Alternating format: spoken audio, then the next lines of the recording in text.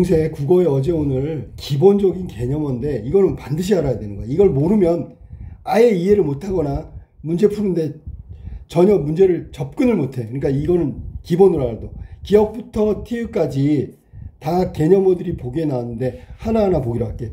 팔종성법이라고 처음에 기억 나오는데 이 종성은 바로 받침을 말하는 거야. 그러면 선생님 이거 뭐예요? 그러면 표기에 해당되는 거고, 표기라는 건 다른 쉽게 얘기해볼까? 받아쓰기를 말하는 거야. 받아쓰기. 우리가 초등학교 때 자 선생님 받아쓰기 하자 그러면서 불러주면 그걸 쓰는 거잖아. 소리라는 데를 쓰는 게 아니라 원래 말대로 쓰는 거잖아. 맞춤법으로. 그 표기를 말하는 거야. 팔종성법. 자 15세기 팔종성법이야. 그럼 훈민정음 만들 때 받침은 8개만 쓰기로 약속을 했단 말이야. 물론 8개 이외에 받침을 쓰는 경우도 있어. 그거는 종성부용초성이라 그래서 따로 정한 거야. 그러면 어떤 거냐면 예를 들면 훈민정음에 보면 이런 게 나와. 사, 맛, 디 이렇게 나오거든. 이게 훈민정음 표기거든. 그러면 여기서 받침 표기 보세요. 그러면 디귿이네. 디귿은 팔종성 중에 하나. 기역, 니은, 디귿, 리을, 미음, 비읍, 시옷, 이응. 몇 개냐? 8개 맞지, 그지? 그 중에 이 디귿은 얘는 시옷은 여기에 해당되니까 팔종성법 맞잖아. 그런데 이걸 문제에 이렇게 낸다고. 팔종성 말고 종성부용 초성으로 바꾸세요. 그러면 어떻게 되냐면 이렇게 쓰는 거야. 사, 맛, 치읓이로 바뀐 거야. 디 이렇게 쓴 거야. 그러면 여기는 치읓이지, 그지? 8개 중에 없지. 그러면 얘를 뭐라고 부르냐면 종성, 부용, 초성 이렇게 불러. 종성부용 초성은 무슨 말이냐면 이런 뜻이야. 종성, 받침은 초성을 다시 쓴다. 부용. 그러니까 따로 안 만든 거야. 초성을 갖다 붙이면 종성부용 초성. 여기 나온 대로 8개로 쓰면 받침을 팔종성법이라고 한다고.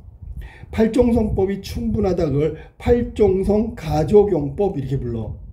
알겠지? 자 그럼 여기서 보면 따라 볼까? 자 그럼 팔종성법 한번 찾아보세요. 여기 있네. 종성에 기역부터 미음, 이어, 시옷, 이응까지 요것만 허용한대. 사마띠 나왔잖아. 이건 팔종성법을 말하는 거야. 팔종성. 금방 얘기했지만 만약에 이게 사마띠 이렇게 쓰면 종성부용 초성이다. 됐죠? 자, 두 번째 객체높임법 나왔어요. 객체높임법. 자, 이거 지우고. 객체높임법은 우리가 문법 요소 배울 때 배웠는데, 객체높임법은 이거는 지금 현대국어가 아니라 중세국어야. 객체높임법은 부사어, 목적어, 이거 대상이라고 부르지. 얘를 높여주는 게 객체높임법이라고 배웠어. 현대국어에. 중세국어의 객체높임법도 똑같아. 부사어 높이고 목적어 높이는 거야. 그런데 표기가 이건 아주 쉬워. 왜냐면 외우기만 하면 돼. 자, 객체높임법 문장에서 객체높임법이 실현됐는지 찾아보세요. 그럼 요것만 찾는 거야. 삽, 잡, 반침에 잡. 얘 들어가면 무조건 객체높임이야. 문장에서 보면 나와 있단 말이야. 이 객체높임 선어말음이라고 불러. 지금하고 다르지? 원래 객체높임 선어말음이 이거는 뭐뭐 하는 게 조사도 있고요. 특수어이라고 배웠는데 그게 아니라 중세에는 얘네 삽, 잡, 잡 얘가 나오면 객체높임이야. 아니면 요거 사오, 자오, 자오 얘 나오면 무조건 객체높임이라고 하면 되는 거야. 알겠지? 자 그럼 여기 쭉 내려가서 한번 볼까요? 객체높임 찾아볼까? 자 찾아볼까? 오, 객체높임 나 찾을 수가 없네. 니은을 찾는 건데. 찾아보세요. 어디 있어? 없을 수도 있어, 사실은. 여기에. 찾아봐. 객체높임. 없어. 없지? 내 말이 맞지? 여기 내용이 없어. 니은이 없는 거야. 자, 그래서 객체높임은 여기 말한 대로 다시 한번 강조하면 삽, 잡, 잡이라고 그랬 잡. 반치음은 시옷하고 지읒의 중간 발음이라 해서 뭐 확실히 모르겠지만 잡 이렇게. 그 다음에 사오하고 사오는 삽이 바뀐 거고 자오, 자오 이렇게 나누는 거야. 자, 그 다음에 디귿 한번 볼게요. 디귿, 국외음화. 국외음화는 우리가 현대문법 배울 때 국외음화를 뭐라고 배웠냐면 앞말의 받침이 디귿, 티읕, 뒷말의 첫 소리가 이, 형식 형태소야. 아니면 여, 야, 요, 유 이 반모음이 오면 그러면 디귿은 지읒이 되고 티읕은 치읒이 되는 걸 국외음화라고 하잖아. 중세 국어에서는 이 국외음화가 일어나지 않는다가 중요한 거야. 아까 사마 디 하는 디처럼 원래는 사마 지 그래야 되는데 국외음화 안 일어난 거지, 그치? 본문 중에 이런 거 나와. 표디가 나왔어. 자, 보세요. 뭘 보냐면 이 디귿이 앞말의 받침이라는데 이건 앞말의 받침이 아니지. 이렇게 한 음절 안에서도 국외음화가 일어날 수 있는 게 중세국어야. 근데 국외음화가 안 일어난 거지. 디귿 플러스 이가 되겠지. 그러면 얘가 만약에 국외음화 되면 이렇게 돼야 되겠지. 안 일어나. 그러니까 중세국어 표기는 표디가 맞는 거야. 자, 국외음화 찾아볼게. 밑에 가볼까? 아, 여기 있네. 여기 있잖아. 3번. 여기 보세요. 뎌, 저. 여기서 두 가지가 있어. 뎌가 디귿 플러스 여잖아, 그지? 2번 몸이야. 그러면 현저가 되잖아. 이렇게 되는 건 뭐냐면 첫 번째 디귿이 여 2번 몸 만나서 지읒이 된 건 국외음하고 여가 어가 된 거는 이거는 단모음화라고 하는 거야. 단모음화. 요까지 알면 더 좋겠어. 알았지? 그래서 지금 3번이 바로 국외음화를 설명한 것이다. 됐죠? 표시해놔 보다. 자, 그럼 이번에는 네 번째 끊어적기. 자, 끊어적기는 자, 선생님 봐봐. 끊어적기는 15세기 표기가 뭔지 알아둬야 돼. 15세기는 어떻게 적었냐면 이어적기야. 이어적기. 자, 본문 설명할 때 하는 거 해볼까? 이어 적어. 소리 난 대로 적어. 도, 저, 글. 끊어 적어봐. 현대어처럼. 도, 적, 을. 됐지? 얘가 이어 적기야. 얘는 끊어 적기고. 그러면 중간 과정인데 중간 과정은 어떻게 하냐면 도, 적, 글. 이거를 거듭적기라고 하는 거. 거듭. 두 번 거듭된다고. 이 과정으로 적기가 바뀌는 거야. 그러면 자, 얘가 이제 이어적기인데 위에서 끊어적기를 설명하니까 끊어적기는 뭐냐면 어떤 식으로 쓰냐면 뜻을 밝혀 적는 거야. 또 형태소를 밝혀 적는 거야. 뜻이 형태소니까. 자, 그럼 여기서 어떤 것이 끊어적기인지 한번 볼까? 끊어적기. 여기 지금. 자, 끊어적기 나올 수도 있고 안 나올 수도 있어. 안 나왔네. 지금 찾아보니까 안 나온 것 같아. 근데 반대로 이어적기 나왔지. 이어적기. 이게 이어적기. 끊어 적어 보세요. 그럼 놈, 이거를 소리 나는 대로 이어 적은 거. 이거 이어적기. 알았지? 이어서 소리 나는 대로 적는다. 이어적기. 이게 이어적기. 그럼 위에서 보기에 이어적기 찾으면 돼. 알았지? 끊어적기는 끊어서 적는 거, 형태소로 적는 거다. 됐지요? 자, 그 다음에 제일 어려운 동국정운식 한자음 표기 할게. 이거는 설명을 해줬는데 다시 한번 설명해 줄게. 동국정운식 한자음 표기 첫 번째 1번. 세 가지야. 2번, 3번. 1번은 뭐냐면 한자어 다음에 우리 훈민정 우리 글자지, 그지? 우리 글자를 쓰는 거야. 그냥 한자어로 먼저 쓴 다음에 요게 동국정운식 한자음 표기야. 우리 글자를 쓰는 거. 두 번째는 이상음이라고 그래. 이상음. 외국말이면 외국말에 가깝게 쓰는 거. 세 번째 발음기호라고 해서 발음기호. 자, 이거는 이렇게 놓으면 뭔 말인지 잘 모르니까 선생님이 설명을 해줄게. 첫 번째 우리 글자 한자어다. 물론 한자어가 나오는데 예를 들어 세상 세자. 자, 이거 세종대왕 할 때 세자야. 근데 얘는 원래 세자거든. 세상이란 뜻이야. 그러면 여기다가 세라고 써야 될 거 아니야. 맞지? 근데 어떻게 쓰냐면 이렇게 동그라미 그려줘. 발음은 쉐. 그럼 동그라미는 발음 안 해. 잘 들어야 돼. 아무 때나 쓰는 게 아니야. 한자어를 우리말로 쓸 때 이게 동국정시 한자음 표기야. 이렇게 써놓고 쉐라고 읽는 거야. 이렇게 여기 나와 있는 동그라미는 음가가 없는데 그냥 채워 넣는 거. 이거 동국정시 한자음 표기라고 하는 거야. 이해됐어? 예를 들어, 자, 이거는 뭘까요, 선생님? 자, 세 다음에 나온 거는 세종허제니까 종자 해볼게, 종. 이게 종자가 있어. 응? 이 글자는 뭔데요? 그러면 종이야, 종. 알았지? 그러면 이 한자어 다음에 뭘 쓰냐면 봐. 종. 근데 여기 있잖아. 이렇게 쓰면 위에 글자하고 본다면 위에는 쉐니까 얘도 조라고 읽어야 되잖아. 그래서 얘는 원래 음가가 있는 동그라미니까 종이라고 읽어야 되잖아. 이렇게 써줘. 점이 있다고. 그럼 얘는 쉐라고 읽지만 얘는 뭐라고 읽는다고? 종이라고 읽어야지. 그지? 이해됐어? 지금 첫 번째 거 설명한 거야. 뭐 얘를 설명한 거야. 한자어 다음에 우리 글자를 쓸 때 음가가 없는 동그라미를 채워넣는 거, 이게 동국정시 한자음 표기 첫 번째. 두 번째, 이상음. 이상음은 뭐냐면, 잡아라. 딩귀.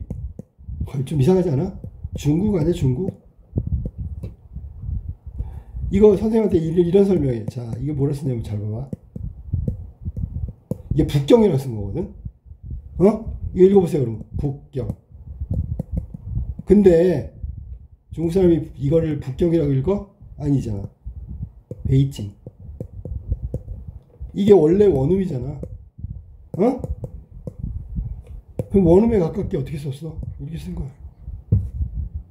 중국 동국정시 한자음 표기 두 번째. 그다음 마지막 세 번째, 진짜 어려운 건데 발음 기호라 했잖아. 예를 들어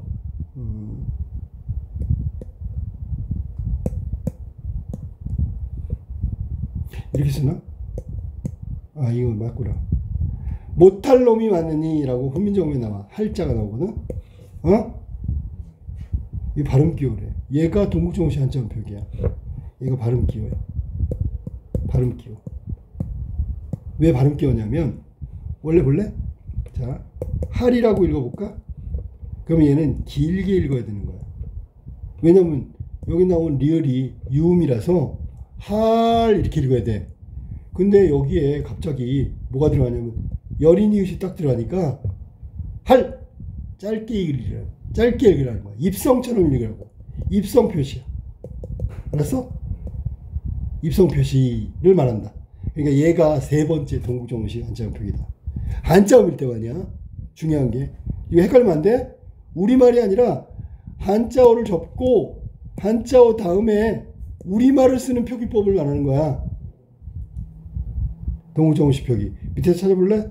자, 어디 찾아볼까? 또 없네? 있어, 없어? 8번. 8번? 그렇지. 맞았네. 이게 동국정시 한자음 표기. 여기서 짜짜 봐봐. 짜짜. 두 번째 거. 어떻게 써야 돼? 원래는 짜라고 써야 되거든? 어? 짜라고 하면 끝나야 되잖아. 동그라미 치는 거야. 그럼 이게 짜라고 읽는 거야. 이해됐지? 무슨 말이지? 그다음에 리을 뒤에 입성 표시하는 거. 아까 나왔던 할로미 할 때 리을, 히읗, 여린이웃 이런 거. 쉴자도 있어요. 이렇게. 이게 지금 여기 한자가 있는 거다. 알았니?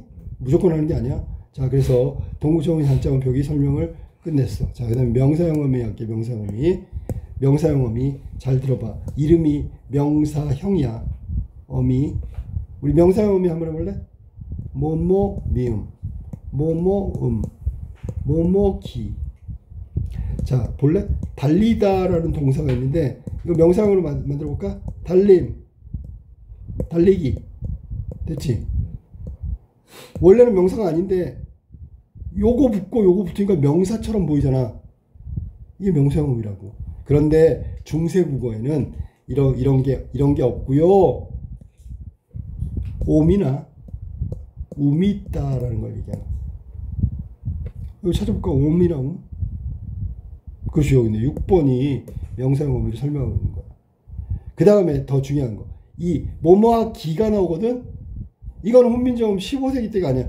15세기 이후에 기가 나와. 그러면 소학원에 보면 아당 하 기가 나오거든. 그러면 그 소학원에는 15세기가 아니라 16세기라는 뜻이야. 똑같은 명사형인데. 자, 그래서 6번이 명사형 의미를 설명하고 있다. 다음 모음조화. 모음조화 갈게. 모음조화도 외워야 돼. 모음조화. 모음에는 자, 모음에는 두 가지가 있다. 뭔데? 모음에는 양성모음하고 음성모음. 그렇지. 양성모음은 있잖아. 밝고 가볍고, 음성모음은 어둡고 무겁고, 알았니? 그런 느낌을 준다고, 느낌. 그래서 양성모음은 아, 오, 아, 요, 야. 됐지?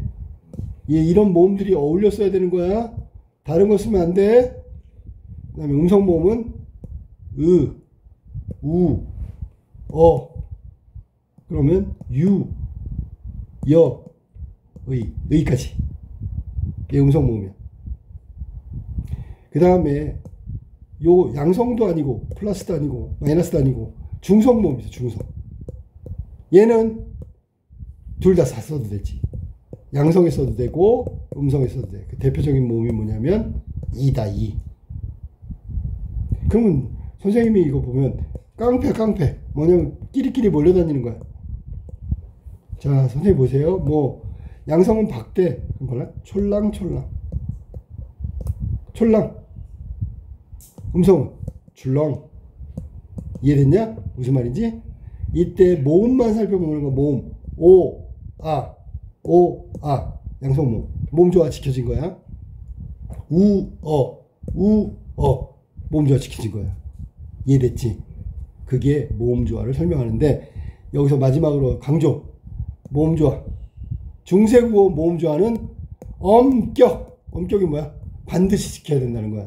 그렇다고 100%는 아니다. 아니지만 거의 지켜야 돼. 모음조화를. 자, 표기에 반영한다고 얘기한 거지. 모음조화 엄격. 까먹지 마. 엄격. 자, 그 다음에 사이소리. 자, 사이소리. 원래 사이소리라는 게 단어하고 단일어 사이에 혹은 합성어일 때 나오는 거야. 이게 중간에. 우리 대표적인 뭐야? 사이소리가 시옷이지요. 시옷. 근데 중세국어 지금 공부하고 있는데 중세국어의 사이소리는 시옷만 있는 게 아니다. 찾아볼게. 사이소리 찾아볼까? 쭉 찾아볼게. 여기 안 나왔을 수도 있어. 없잖아. 자, 요거는 없기 때문에 패스하고 보통 얘기할게. 사이소리, 중세국어의 사이소리는 시옷이거나 아니면 우리말일 때는 반치음이 들어가. 알았지? 그리고 이제 본문에 나와 있는 걸로 해줄게. 자, 그 다음에 7번에 나온 어두자운군 한번 볼까? 어두자운군. 어두가 뭐야? 초성을 말하는 거야. 초성. 어두, 초성. 자음은 자음이고요. 군은 뭔데? 한 개가 아니라 두 개가 아니라 세 개까지 간다. 그럼 예를 들면 우리가 나중에 배우겠지만 비읍 계열의 어두장군이 있고 비읍 시옷 계열의 어두장군이 있어. 뭐냐면 이렇게 된다. 비읍 디귿, 비읍 시옷. 알았어? 이렇게 썼었어 옛날에. 이게 뭐야? 이렇게 썼다고. 이게 쌀이야 쌀. 읽을 때는 이 두 번째 거를 쌍으로 읽어줘. 그러면 되는 거야. 쌀이라고 읽어. 이거는 딸이 되겠지, 그지? 이것도 쌀이 되겠지? 근데 비읍 시옷 계열은 이게 두 개가 아니라 이렇게 되는 경우도 있어. 삼중책이야. 그런데 어디에? 초성에 한 개가 아니라 자음이 두 개 겹친대. 보통 현대국어에서는 뭐야? 받침에 겹받침이 나오잖아. 근데 중세국어에는 초성에도 나왔다고. 어두장군 찾아볼게. 자, 여기 있네. 어두장군. 1번에 1번. 선생님 봐봐. 얘 봐봐. 뜨들. 자, 비읍 디귿 뜨들. 어두장군이 뭐야? 그러면 얘고요. 15세기에 쓰였어. 그러면 이거는 무슨 표기라, 무슨 적기라 그래야 돼? 이어적기. 맞지? 내가 따져보자. 이어 적었대. 그럼 원래는 이렇게 적어야지. 원래는 비읍, 디귿, 뜻, 을 이렇게 적었지. 이해됐지? 이러면 어두장군 모음 좋아. 됐어? 그랬다가 절로 가니까 이어 적기가 된 거야. 초성에 자음 2개 혹은 3개까지 쓸 수 있는 게 어두장군이고, 어두장군 썼네요. 네, 이게 중요한 거야. 15세기 썼다고. 그 다음에 뒤에 나온 건 뭐냐면 비읍, 시옷에 써가 나온 건데, 이거는 써리자 한자를 그대로 직역한 거야. 그러니까 발음은 써 그러면 돼. 알았지? 이거 어두장군 맞아요? 네, 어두장군이 어딘데 정확하게. 요거. 자, 다음으로 갈게. 다음은 어두장군 다음에 나온 게 뭐냐면 원순모음화. 자, 원순모음화. 자, 먼저 원순모음화 하기 전에 잘 들어봐. 원순모음이 먼저 알아두면 돼. 원순모음은 우야, 우. 혹은 오인데 미안하게도 중세국어에는 우밖에 없어. 그래서 얘를 원순모음화를 다른 말로 뭐라고 부르냐면 우모음화라고도 불러. 똑같은 말이야. 우모음화. 이해됐어? 그럼 원순모음화 알려줄게. 봐봐. 네. 물, 불, 풀. 물, 불, 풀. 물, 불, 풀. 근데 얘가 있잖아. 이거 15세기야, 15세기. 어? 나중에 어떻게 바뀌어? 물, 불, 풀 이렇게 바뀌겠지. 그러면 의가 다 우로 바뀌었네요. 그러면 15세기에는 원순모음화가 안 됐지. 나중에는 뭐 근대국어나 현대국어 오면 현대는 다 이렇게 쓰니까 원순모음화가 됐다 그런 거야. 알았지? 예를 들어 훈민정음에 원순모음화가 안 된 건 뭐 있어? 그러면 28글자를 만들어 맹간원이 20. 원순모음화 안 된 거야. 어? 이거 안 된 거라고. 15세기 표기. 이해됐지? 그러면 여기 지금 원순모음화 찾아볼까? 요거네, 요거. 의가 우가 됐잖아. 이거 원순모음화라고. 이거는 15세기 표기고 이건 나중에 표기니까 15세기에는 원순모음화가 안 됐고 나중에는 됐고 이렇게 얘기하면 되는 거야. 됐죠? 이게 원순모음화였다. 다음 이어 적기는 아까 얘기했지. 소리 난 대로 그대로 적는 거라고. 방점. 또 나왔는데 방점. 방점은 글자 설명해 줄게. 글자 표기지 이건. 왼쪽에 점으로 점을 찍어서 표시한 거야. 그러면 왜 점을 찍었지요? 그러면 이건 성조 표시야. 성조가 뭔데요? 높낮이. 알았어? 높게 발음하고 낮게 발음하고. 자, 그런데 자, 성조는 평성 있고 거성 있고 입성이 상성 있고 입성이 있어.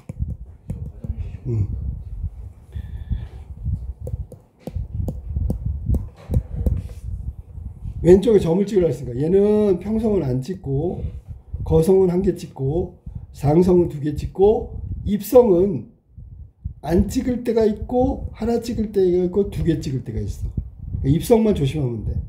자, 먼저 입성부터 알려줄게. 입성은 뭘 갖고 입성을 판단하냐면 첫 번째는 받침이야. 받침. 글자의 받침을 딱 봐. 그랬더니 바, 다, 사, 자, 가, 여린이읒. 받침을 이걸 쓰면 얘는 입성이야. 알았지? 그리고 난 다음에 왼쪽에 점을 봐야 돼. 점이 없으면 평성적 입성이라고 하는 거야. 점이 하나면 거성적 입성. 입성이야, 입성. 거성 같은 입성이라고. 그 다음에 2개 찍으면 상성적 입성이라고 부르는 거야. 그러니까 먼저 글자를 딱 봤는데 바다, 사자가, 흥 이게 이 받침이 있으면 아, 이 새끼 입성이구나. 그 다음에 왼쪽에 보니까 점이 없구나. 그러면 평성적 입성이 되는 거야. 말 그대로지. 자, 그러면 점을 왜 이렇게 찍는지 알려줄게. 자, 점을 어떻게 찍냐면 이렇게. 평성은 낮은 소리야. 이게 기준으로 할게 낮은 소리. 보통 안이화라 그래. 안이화. 편안하게 이렇게 순탄하게 나는 소리 안이화라고 하는 거야. 그래서 이거 점을 안 찍는 거야. 알았어? 이걸 평성이라고 한다. 평성. 낮은 소리야.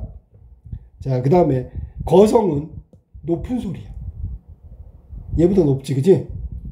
이건 거성이야, 거성. 높은 소리. 이해됐지? 상성은 처음엔 낮았다가 높아지는 소리야. 길지? 그리고 소리가 보니까 낮은 소리도 있고 높은 소리도 있네. 점이 두 개야. 자, 그 다음 입성은 원래 높은 소리인데 빨리 끝나는 소리. 빨리 끝나는 소리. 받침 뭐 있다고? 바다, 사자가, 여린이을. 그래서 안이와 화이거, 거이장, 초기색 이렇게 이름이 따로 있어. 그것까지는 알 필요 없고 평성은 점이 없다. 거성은 점이 하나, 상성은 두 개. 입성은 받침에 바다, 사자가, 여린이을 있으면 입성인데 왼쪽에 글자 왼쪽에 점이 없으면 평성적 입성. 점이 하나면 거성적 입성. 점이 두 개면 상성적 입성이라고 하면 된다. 이게 높낮이 성조 표시에 관한 내용이야.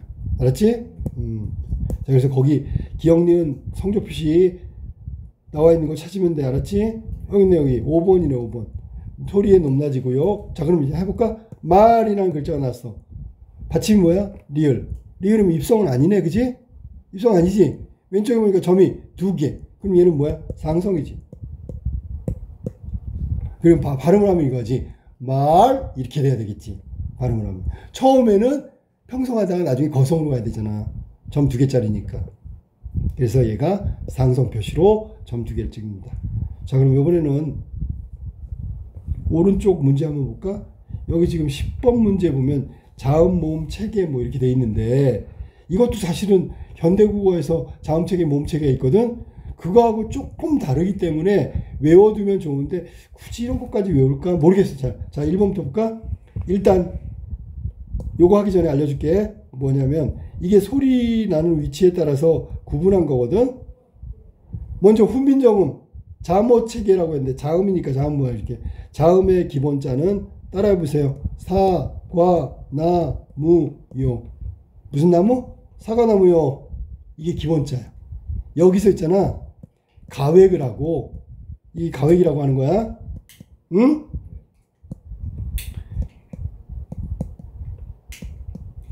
이렇게 가획을 하는 것도 있고요. 여기 지금 반설, 반치 여기 나와 있지, 그지? 반설음, 반치음, 옛니응. 옛니응하고 얘하고 어디 갔어? 얘 꼭지이응하고 이 이응하고는 다른 거야. 아까 얘기했어 분명히. 그래서 반설, 반치 여긴 지금 이응이 나왔지만 시옷다면 이응이지만 얘는 꼭지이응이 나와야 되겠지. 이렇게 가지고 전부 세봐. 다섯, 넷, 17자지. 17자. 모음 11자. 자음이고요. 이건 모음이야. 그래서 28자를 훈민정음을 해서 만든 거야. 그럼 여기서 한번 찾아볼까? 생각해봐. 가획자라고 했으니까 전청 이거는 예사소리다. 지금 말로 하면 차청은 거센소리, 전탁은 된소리, 불청 불탁은 울림소리라고 부르는 거야. 이름도 좀 알아두면 좋겠어. 자, 1번 어금니 소리. 힌트가 나왔네. 이거 당연히 기역이지. 기역을 가획하니까 거센소리. 나라 있으니 병사니까 쌍기역이 되고. 그리고 너네는 잘 모르겠지만 여기 나온 이 기역과 키읔과 쌍기역과 이응. 옛니응이지. 꼭지 있는 이응. 다 어금니에서 나는 소리 아음이란 말이야. 얘는 같은 소리야. 그런데 글자가 얘가 이상하잖아. 모양이. 그래서 여기 아까 나온 이런 애들을 이체자, 모양이 이상한 글자들이라고 얘기한 거야. 같은 계열인데 모양이 이상하다 그래서 이체자라고 부르는 거야. 이체자 또 있지 어디? 여기 있잖아. 얘도 이체자. 이해됐지? 얘도 이체자. 얘는 이응이야. 그럼 여기 당연히 여기에는 뭐가 나와야 될까? 혓소리에서 나와야 되는 건 당연히 니은이겠지, 그지? 여기는 미음이 돼야 되겠지, 그지?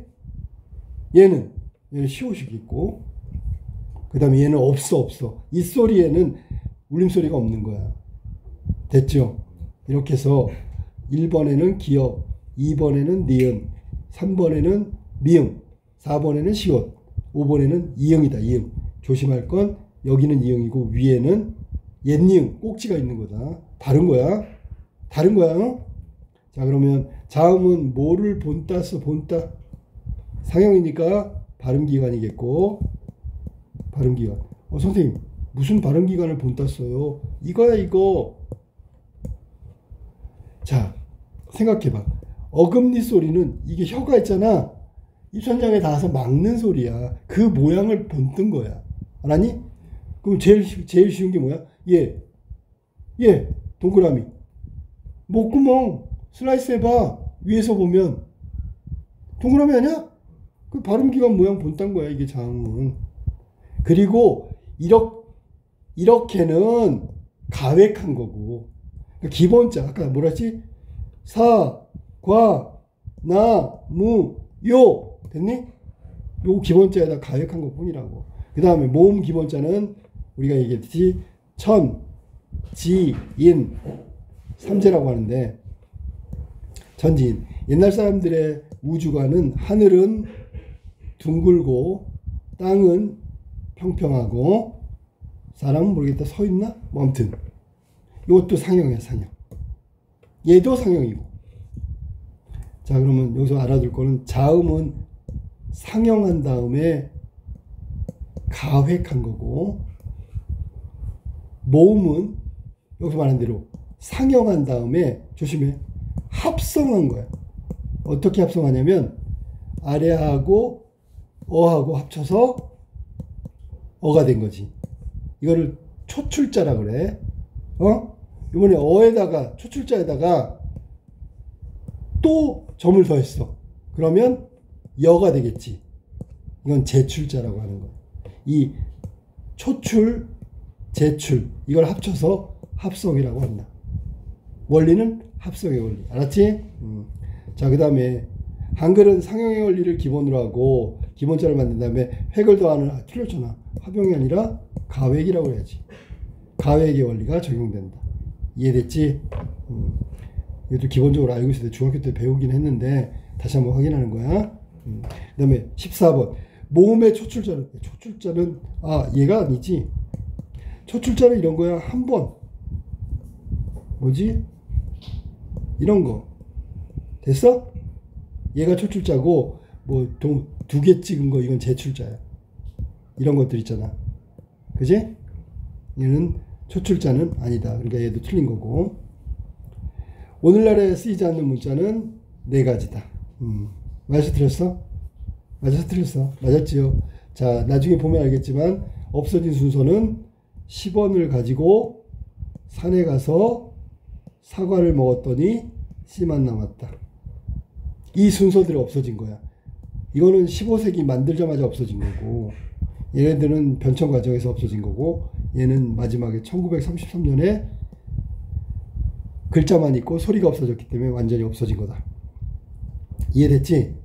4개가 없어진 거 맞았네. 맞았다고 해야지. 그지? 자, 병서법. 자, 아까 안 나왔는데 병서는 나란히 쓰는 거야. 나란히. 어떻게 나란히 쓰냐면, 잘 들어. 쌍기역. 나란히 쓴 거지. 쌍디귿 나란히 썼지. 옆으로 나란히 쓴 거라고. 쌍비읍, 쌍시옷, 쌍지읍 모두 나란히 썼어. 그러면 아까 어두장군 보니까 이런 것도 있던데, 선생님? 맞잖아. 뭐 기역, 시옷도 있고. 얘도 병서 똑같아. 자, 위에 거를 뭐라고 부르냐면, 똑같이 나란히 써서 병서라고 하는데, 위에 거를 이렇게 불러. 각자 병서라고 그래. 각자 병서. 근데 재밌다. 외웠어 벌써. 각자의 기역, 각자 병서. 디귿, 비읍, 시옷, 지읒. 다 각자 병서야. 각자의 쌍기역이 있네. 각자 병서. 그럼 다른 게 합쳐지면, 이렇게 합쳐지면 이런 걸 합용병서라고 부른다. 합용. 합쳐졌다. 그래서 합용병서라고 부른다. 이해됐지? 각자 병사 합병명사 까먹지 마. 됐죠? 자, 그 다음에 병소법 마지막 거 한번 가볼까? 마지막 건 뭐냐면 아까 했던 건데 선생님 점이 없대. 평성이지? 낮은 소리라고 아까 얘기해 줬잖아. 거성 높은 소리라고 얘기해 줬잖아. 상성 점이 2개 낮을 때가 높아진대. 입성은 빨리 소리를 끝나는데 중요한 게 뭐라고? 입성의 받침이 바, 다, 사, 자, 가, 여린이. 바다사자가 흥! 이거 붙으면 일단 입성이구나. 그 다음에 글자 왼쪽에 점이 2개면 상성적 입성, 없으면 평성적 입성, 1개면 거성적 입성. 이렇게 구분하면 되는 거야. 알겠지? 자, 기본 중에 기본 내용이었어.